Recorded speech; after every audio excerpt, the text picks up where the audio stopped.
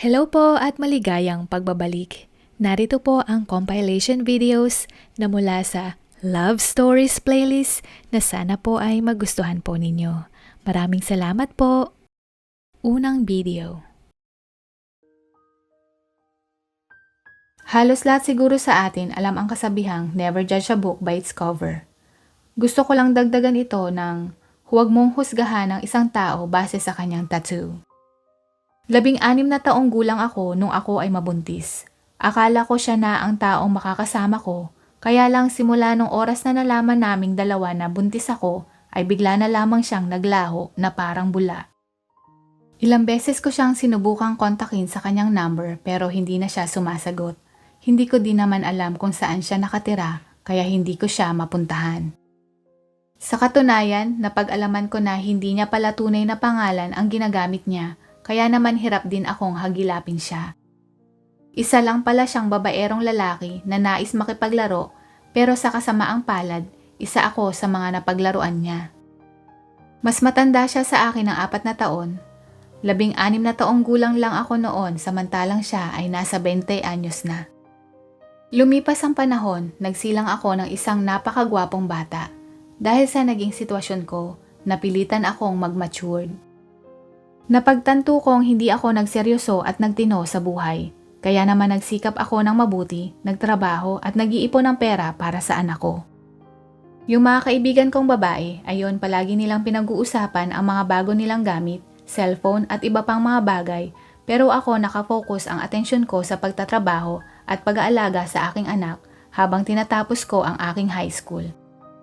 Pero kahit ganon, napakasaya ko. Nagpapasalamat din ako sa aking mga magulang dahil tinulungan nila akong mag-alaga sa anak ko sa tuwing kinakailangan kong pumasok sa eskwela at trabaho. Naging maayos at masaya ang buhay ko kahit na may pagkakataong nahihirapan ako pero gano'n naman talaga ang buhay, sala sa init at sala sa lamig. Sa tuwing nag-aabang ako ng jeepney, palagi akong napapadaan sa harap ng isang shop na gumagawa ng mga furniture at kadalasan akong balisa o binabagabag sa tuwing ako ay napapadaan. Dahil sa sobrang init ng panahon, madalas ay mga walang suot na pang-itaas ang trabahador doon. Pero ang labis kong napansin ay ang madalas na pagtitig sa akin ng kakaiba ng isa sa mga lalaki doon. Sa tuwing lumilingon ako para tingnan siya ay bigla na lamang siyang titingin sa malayo. Hindi ako komportable sa ganon lalo na nung nakita ko ang napakalaking tattoo sa kanyang katawan. Hindi ko alam kung galing ba siya sa bilangguan o miyembro siya ng isang gang. Natatakot ako pero ayoko namang ipahalata na natatakot ako. Palagi itong nangyayari sa tuwing mapapadaan ako sa lugar tuwing papasok at uuwi ako galing trabaho. Pero bukod doon, tahimik naman ang naging buhay ko at wala na akong ibang ikinababahala. Isang araw, wala akong pasok sa trabaho noon kaya naisipan kong kumain sa labas kasama ang anak kong 4 na taong gulang. Masaya kaming naglalakad at nag-uusap nang bigla na lamang may sumulpot na motorsiklo sa aming harapan at bumaba ang driver sabay tanggal ng kanyang helmet. At nagulat ako nung nakita ko kung sino ang driver ng motor. Walang iba kundi ang aking ex-boyfriend, ang tatay ng anak ko.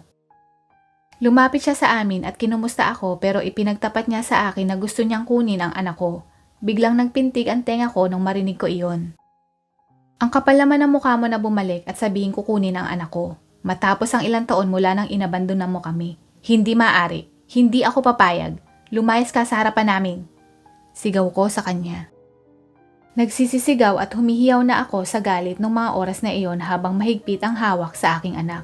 Pero nagpupumilit siya at sinabing anak din naman niya iyon at wala daw akong pera para mabigyan ng magandang buhay ang anak namin. Nangyari ang lahat ng iskandalo na iyon malapit sa furniture shop. Dahil sa sobrang lakas ng aming sigawan, madaming tao ang umusisa sa nangyari. Yung lalaki may tattoo sa shop ay biglang lumabas at lumapit sa amin. Wala akong idea kung bakit siya lumapit pero pumunta siya sa harapan namin at hinarap ang aking ex-boyfriend. Sinabi niya na, "Boss, siya ang nanay ng batang ito. Wala kang karapatan na kunin ito sa kanya kung ayaw niya.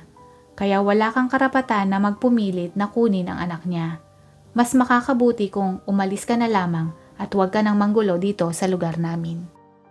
Kalmado niyang sinabi iyon pero mapapansin mong hindi siya nakikipagkaibigan base sa kanyang pananalita. Mas matangkad siya kaysa sa aking ex-boyfriend at dahil walang damit pang itaas, kitang-kita mo ang tattoo niya.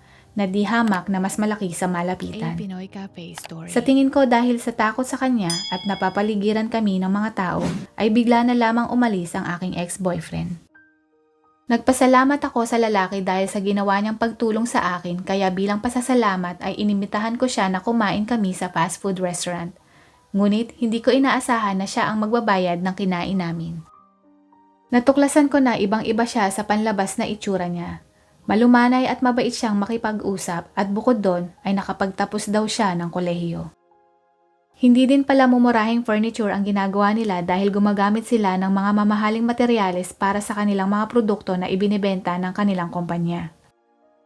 Napagpasyahan daw niyang magtrabaho sa furniture shop ay dahil sa nagtapos siya ng kursong interior design at pangarap daw niya makapagdisenyo at makagawa ng furniture para sa mga malalaking hotel sa buong mundo. Kahit nakadamit na siya ng mga oras na iyon ay hindi ko pa rin maiwasan na mapatingin sa mga tattoo na sumisilip sa kanyang t-shirt. Napansin niya ito at sinabi niyang alam daw niya na tumitingin ako sa tattoo niya. Nakuha daw niya ito nung nasa kolehiyo daw siya at medyo may pagka-immature daw siya noon at dahil sa kagustuhan niyang magmukhang cool at tigasin kaya niya naisipan na magpa-tattoo. Medyo may pagkamahinhin daw kasi siya at gusto niyang ipakita sa ibang tao na malakas at maskulado siya. Pinagsisisihan niya daw ito pero wala naman na daw siyang magagawa, nandyan na daw iyon. Habang nag-uusap kami ay nakaramdam ako na para bang gumaan ang loob ko sa kanya. Hindi na katulad noon na balisa at laging may kaba sa tuwing nakikita ko siyang nakatingin sa akin. Sa loob lang ng ilang oras ay pareho naming naramdaman na magaan ang loob at komportable kami sa isa't isa na para bang matagal na kaming magkakilala. Magmula noon ilang beses nang naulit ang paglabas namin kasama ng aking anak. 2 buwan ang lumipas, nung makauwi na ako sa aming bahay ay bigla kong nakita ang aking ex-boyfriend sa loob ng bahay namin. Hindi ko alam kung paano niya nalaman kung saan ako nakatira dahil wala naman akong pinagbibigyan ng address ko. Nadatnan ko siyang nakikipagtalo sa aking mga magulang tungkol sa balak niyang pagkuha sa aking anak at syempre hindi ito hahayaan ng aking mga magulang. Nagsisigawan sila sa buong bahay at narinig ko pa ngang pinagbabantaan ni inay na tatawag siya ng pulis kung hindi aalis ang lalaking iyon.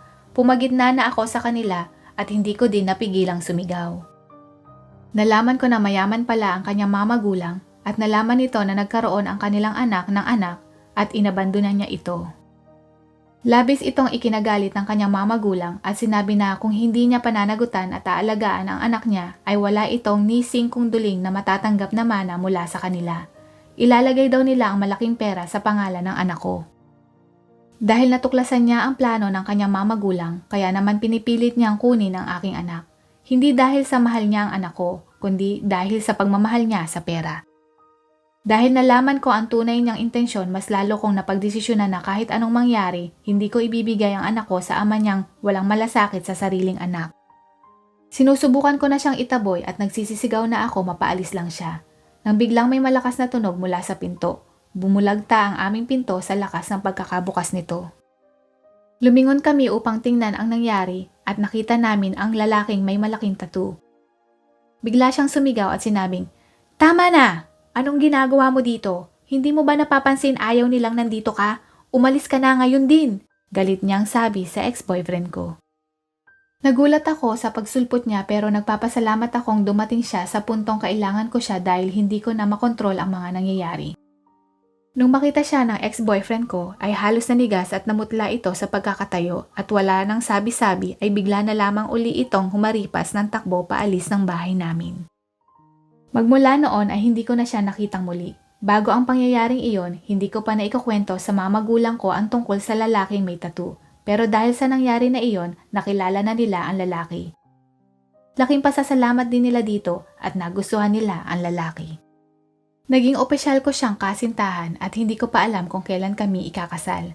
Pero sa ngayon, masaya kaming dalawa sa aming relasyon at nagustuhan din siya ng aking anak.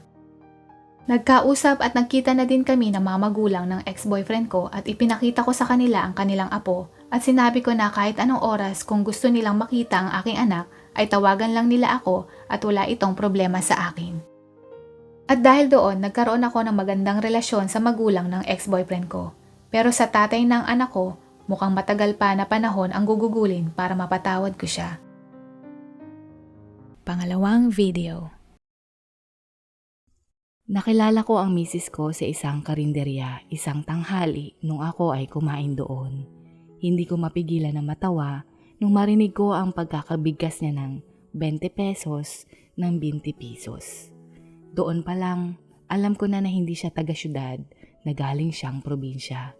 Bukod doon, napansin ko din sa kanya ang magandang ngiti at ang malalim na dimple sa kanyang pisngi. Magmula noon, palagi na ako doon kumakain ng tanghalian at hapunan din pagtapos kong mag-duty sa trabaho. Naisip ko para mapansin niya ako ay binibiro ko siya sa pamamagitan ng pagkopya ng kanyang salita. Eto miss, bayad ko, 20 pesos, sabay kindat. Medyo nag-aalangan pa ako na gawin ito dahil baka mapikon. Pero sa mga napapanood ko sa telebisyon, yung mga pag-i-impersonate madalas mabenta sa mga tao, kaya naman ginaya ko lamang ito. Pero sumagot siya ng, "Ikaw, nakiki-20 pesos ka na din." Sambit niya at ngumiti. Dito ako nagkaroon ng pagkakataon na ayain siyang manood ng sine. Pumayag siya pero kasama daw niya ang ate niya. Hindi na ako tumanggi dahil hindi pa naman kami magkakilala ng husto. At isa pa, baka wala ding tiwala sa akin, lalo na laki silang taga-probinsya, kaya naintindihan ko din ang panig niya. Medyo nakakailang na may chaperon pero dahil nais kong magpa-impress sa binibining gusto ko, kailangan kong gawin ang lahat ng nais niya. Mga lakad namin sa labas, nood ng sine at pagkain sa iba pang karinderya o turo-turo. Nakuha ko ang tiwala ng kanyang ate at hinayaan na kaming mag-date na kaming dalawa ng kapatid niya. Makalipas ang ilang buwang panliligaw at makilala ang isa't isa, tuluyan ko nang nakamit ang matamis niyang oo at kami ay naging magkasintahan. Ang magkapatid ay parehong ulila na sa mga magulang. Ang nobya kong si Tessa ay sumunod lamang sa kanyang ate na lumuwas sa Maynila matapos yumao ang kanilang ina. Pareho silang nakatapos ng sekundarya. Nais niya sanang mag-aral sa kolehiyo, ngunit nakikita niya ang ate niya ay hindi sapat ang kinikita, kaya mas pinili na lang niya na huwag ituloy ang pag-aaral at magtrabaho, kaya siya nakapasok bilang silbidora sa karinderyang una ko siyang nakita. Halos kalahating taon na siyang nagtatrabaho sa nasabing karinderyang iyon nung una ko siyang mapansin. Lumipas ang panahon. Ang aming relasyon ay mas lalo pang tumibay at ang pagmamahal ko kay Tessa ay mas lalong lumalalim, kaya ayaw ko na siyang pakawalan at nais siyang makasama habang buhay.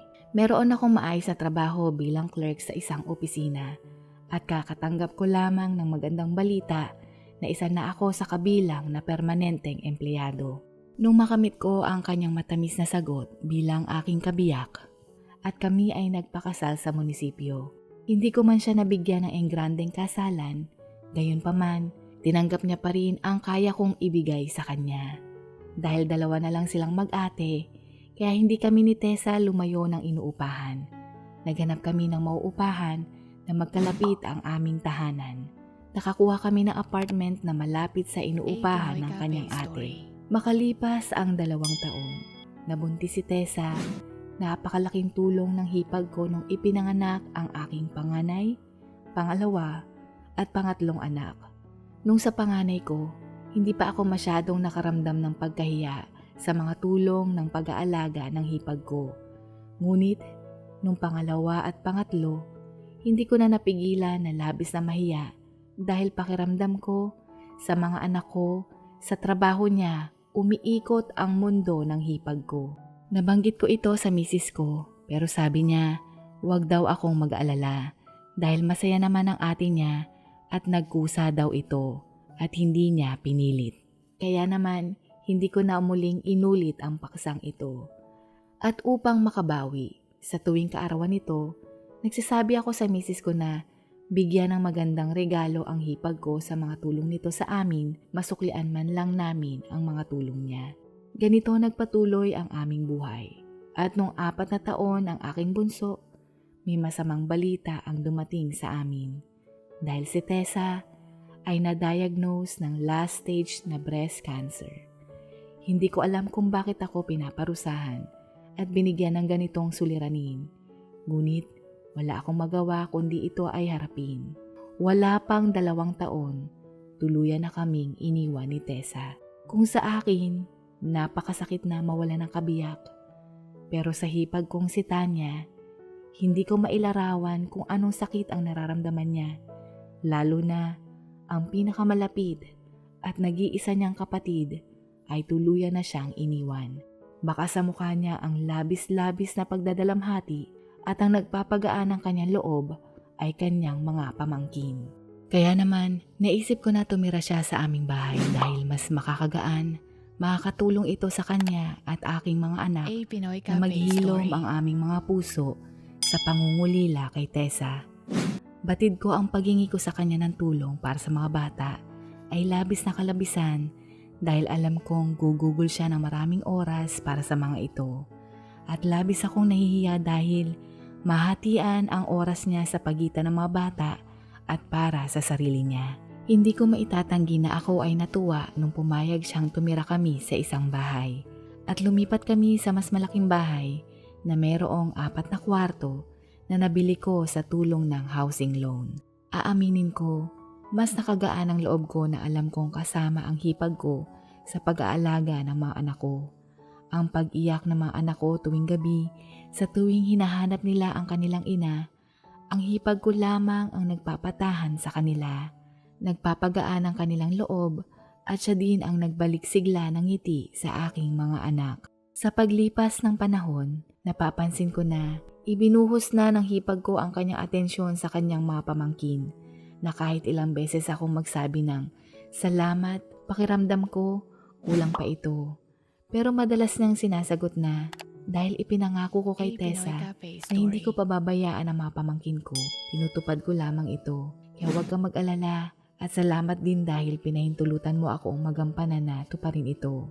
Sa mga maraming taong lumipas, nagkaroon na ng routine ang aming pamilya.